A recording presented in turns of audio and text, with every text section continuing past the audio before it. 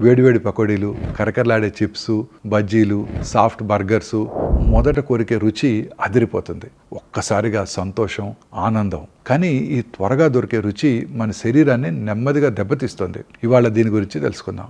ఈ ఫాస్ట్ ఫుడ్స్లో ఉప్పు, చక్కెర, కొవ్వు చాలా ఎక్కువగా ఉంటాయి. ఇవి మెదడులోని సంతోష కేంద్రాన్ని బలంగా ఉసుకొల్పి మళ్ళీ మళ్ళీ తినాలనిపిస్తాయి. దాదాపు అలవాటుగా మారిపోతాయి. మన దేశంలో ఇది ఇప్పుడు స్పష్టంగా కనిపిస్తోంది.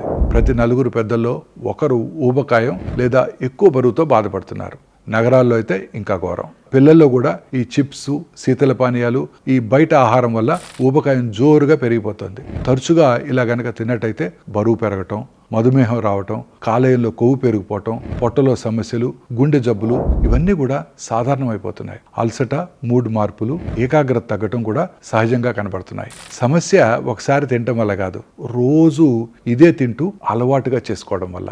ఈ ఫాస్ట్ ఫుడ్స్ని అప్పుడప్పుడు ఆస్వాదించండి. రోజువారీ ఆహారం మాత్రం సరళంగా ఇంట్లో వండినవి మాత్రమే తినండి. రుచి కొన్ని క్షణాలు మాత్రమే ఆనందాన్ని ఇస్తుంది.